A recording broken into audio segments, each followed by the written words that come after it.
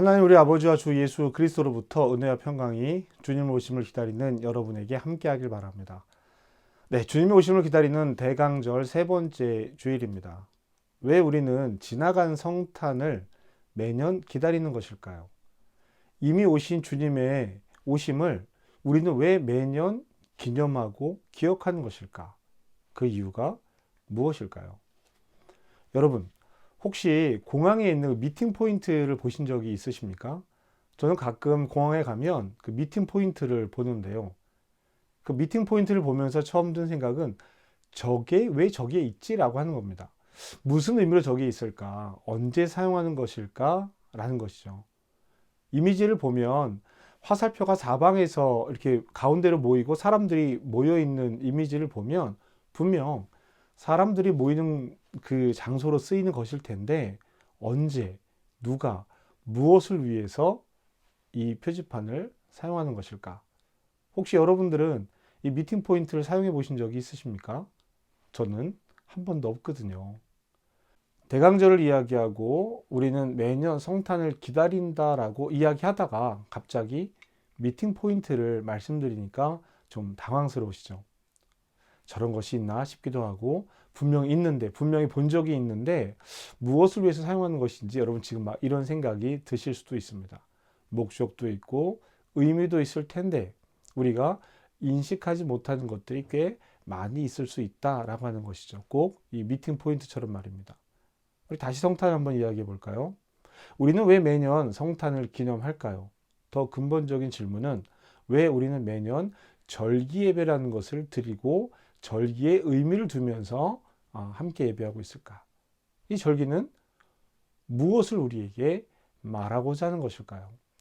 성경이 말하고 있는 절기는 하나님이 세상에 하신 분명한 일들 가운데에서 아주 특별한 사건을 기억하는 것에 있습니다. 왜 기억하느냐? 그때 그 일이 지금 오늘 우리에게도 의미가 있기 때문에 그때 그 일을 기억하는 것입니다. 그럼 우리에게 성탄은 어떤 의미가 있는 것일까요? 아주 분명한 첫 번째 의미는 주님이 오셨다라는 것입니다. 하나님과 우리 사이에 깨져버린 관계를 회복하시려고 주님께서 하나님이 직접 예수님으로 인간으로 이 땅에 오셨다라는 거예요. 죄악된 세상에 오셔서 우리를 구원하셨다라는 것입니다. 하나님께서 사람으로 이 땅에 오신 것이 성탄입니다.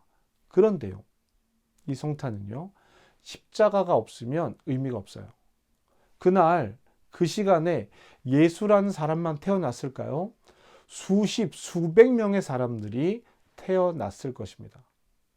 그 탄생이 우리에게 의미가 되는 것은 십자가의 보혈의 사건이 있기 때문이에요. 십자가의 보혈은 우리를 죄에서 구원하셨다라는 선언이기 때문입니다.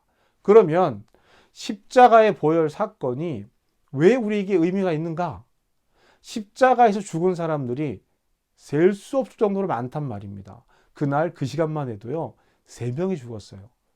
그러니 십자가의 죽음이 구원의 탄생의 의미가 될 수 없다라는 것입니다. 십자가의 보혈이 우리에게 의미가 있는 것은요, 죽음을 이기시고 부활하셨기 때문이에요.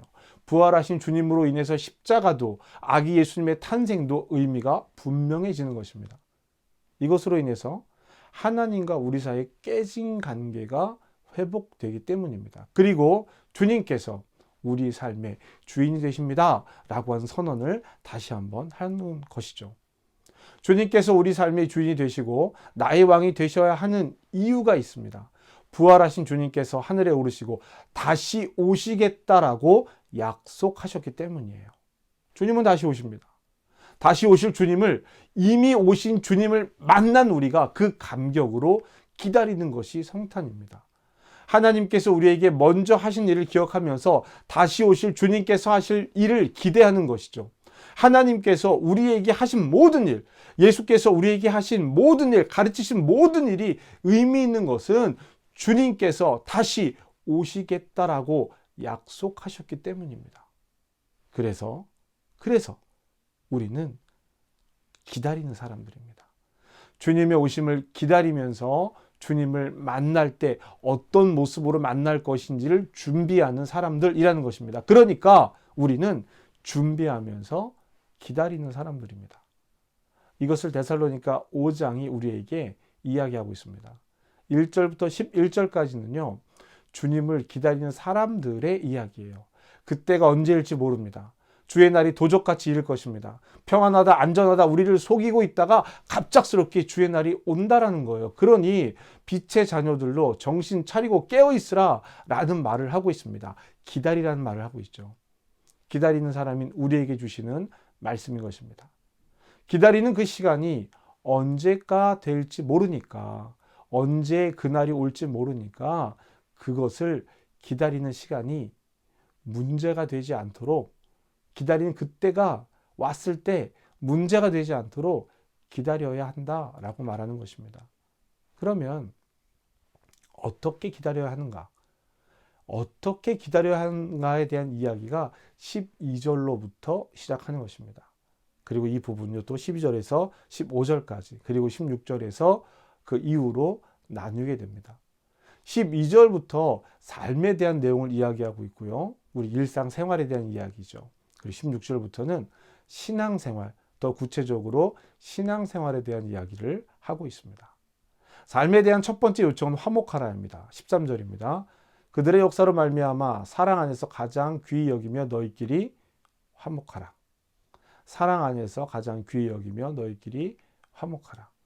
그리고 두 번째 요청은요.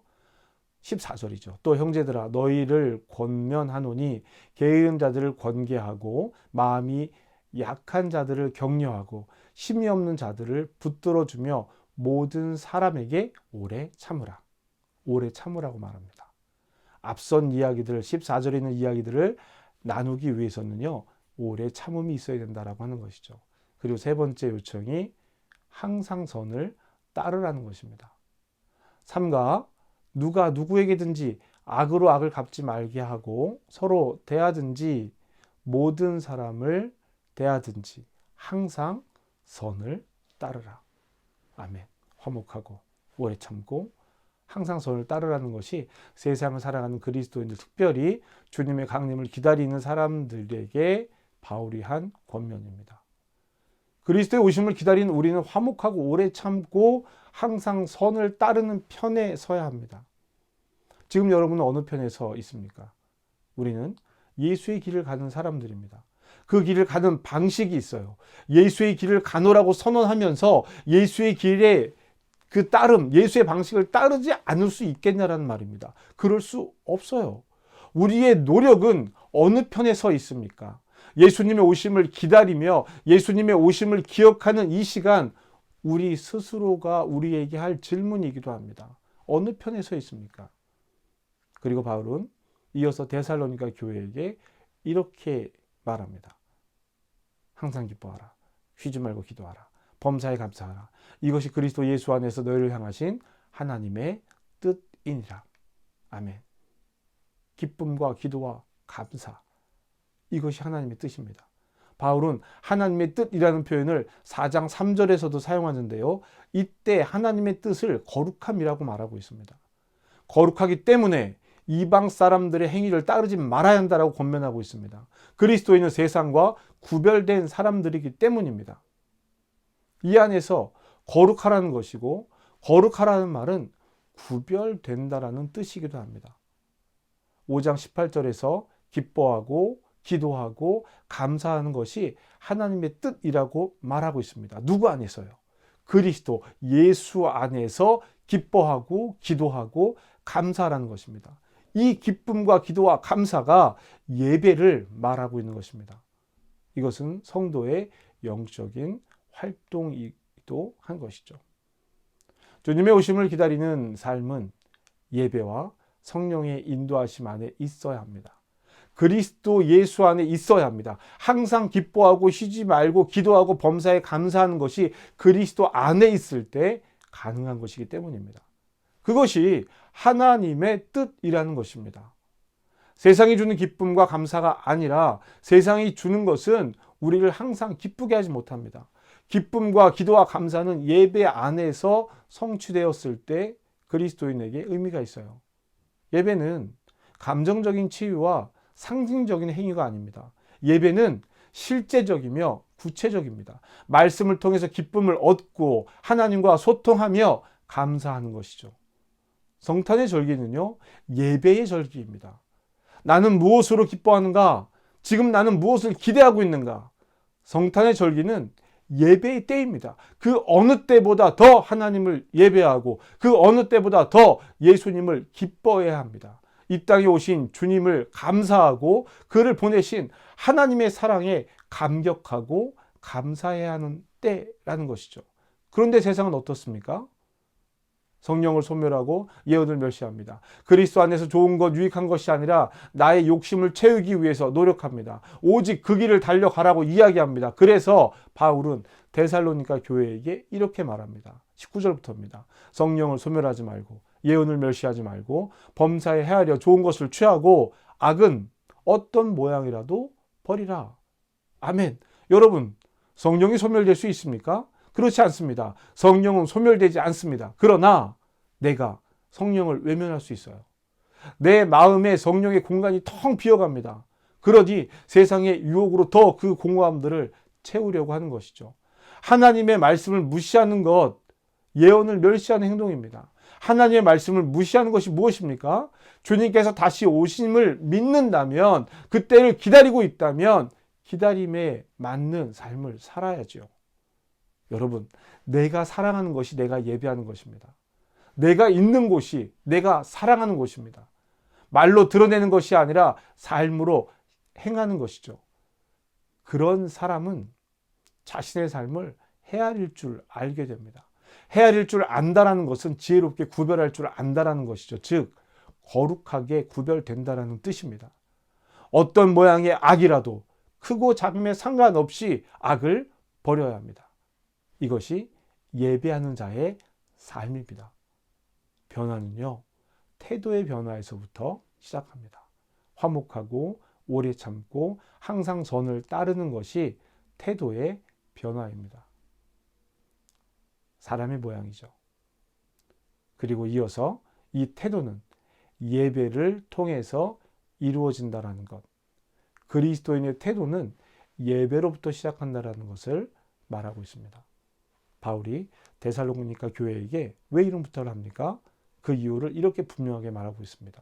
23절입니다.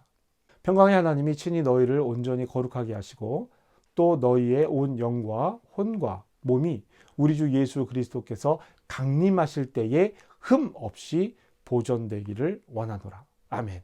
바울은요, 우리의 삶이 기다림의 삶인 것을 분명하게 말하고 있습니다. 우리가 기다리는 사람이라는 정체성을 갖는다면 기다리는 것이 무엇인지 분명하게 알아야겠죠. 그래서 기다리는 사람의 정체성을 살 수 있습니다. 화목하고 오래 참고 선을 따르는 태도로 기뻐하고 기도하고 감사하는 예배의 생활을 통해 성령을 소멸하지 말고 예언을 무시하지 말고 좋은 것을 하려 취하고 어떤 모양의 악이라도 버려야 하는 것이 우리가 예수께서 다시 오심을 기다리고 있기 때문입니다. 우리는 어느 편에 설 것인가를 결정하면 됩니다. 왜냐하면요, 24절 말씀이 이렇게 이야기하고 있거든요. 우리를 부르시는 이는 미쁘시나니 그가 또한 이루시리라. 아멘. 주님의 일을 믿는다면 주님의 길을 벗어나지 않을 것입니다. 적어도 우리는 세상과 다르게 주님의 오심을 기다려야 하는 것이죠. 다시 오실 주님을 기다리는 삶을 사는 우리가 오신 예수님을 기억하는 이 시간을 세상과 비슷하게 혹은 세상의 일들에 정신을 빼앗기면 안 되겠다는 것입니다. 기다리는 것이 무엇인지 잃어버리면 안 되는 겁니다. 사용법을 잘 모르지만 거기에 있는 누군가는 사용하지만 많은 사람들이 지나쳐가는 미팅 포인트 표지판처럼 성탄이 우리에게 그런 의미가 되면 어쩌죠? 덩그러니 서 있는데 사람들이 쳐다보지도 않는 표지판이 되어버리면 어쩌냐는 이야기입니다. 사랑하는 성도 여러분, 우리는 분명 예수의 오심을 기다리는 절기를 보내고 있습니다. 미팅 포인트가 여기저기에 있는 것은 그것을 가지고 있는 의미가 있기 때문이고 사람들이 사용하기 바라는 것이기 때문이기도 합니다. 우리는 예배로 모였고 예배로 모일 것입니다. 가족을 만나고 친구들을 만나고 가족과 함께 여행을 하기도 할 것입니다. 그것이 목적이 아닌 보내는 시간이라는 것을 분명하게 인식하셔야 합니다. 적어도 우리는 그것이 목적이 되면 안 되겠죠. 너희는 온 영과 혼과 몸이 흠없이 보존되기를 바라는 바울의 마음이 저와 여러분에게 동일하게 전해지시기를 주님의 이름으로 축복합니다. 우리는 준비하며 기다리는 사람입니다. 저와 여러분의 삶에 주님께서 강림하실 때 온전하기를 주님의 이름으로 축복합니다. 주님이 다시 오심을 준비하는 이 시간, 이미 오신 예수님, 이미 만난 예수님을 통해 연습하고 훈련하는 저와 여러분이 되기를 바라요. 그래서 오실 주님의 때가 언제인지 모르더라도 아무런 문제 없이 준비하고 기다릴 수 있는 저와 여러분 되시기를 주님의 이름으로 축복합니다. 그러기 위해서 우리가 어떤 결정을 할 것인가? 이것이 오늘 예배 후에 저와 여러분들이 하나님 앞에 기도하며 묵상해야 될 내용일 것입니다. 기도하시겠습니다. 다시 오실 주님, 오늘 우리의 삶은 오신 주님을 만나서 기뻐하고 기도하고 감사하는 삶을 살고 있습니다. 주님, 우리가 성령을 소멸하거나 예언을 멸시하거나 악을 행하지 않도록 도와주시고 평강의 하나님께서 우리에게 하신 약속의 말씀을 따라 온 영과 혼과 몸이 주님의 다시 오심을 기다리며 준비하는 삶이 되게 하여 주시옵소서. 그리스도 안에서 그리스도를 기다리는 삶이 되게 하시고 그날의 의미를 우리가 분명하게 인식하고 바른 정체성으로 흔들리는 세상에서 든든히 서서 그리스도인으로 구별되어 살아가게 하여 주시옵소서. 예수님의 이름으로 기도합니다. 아멘.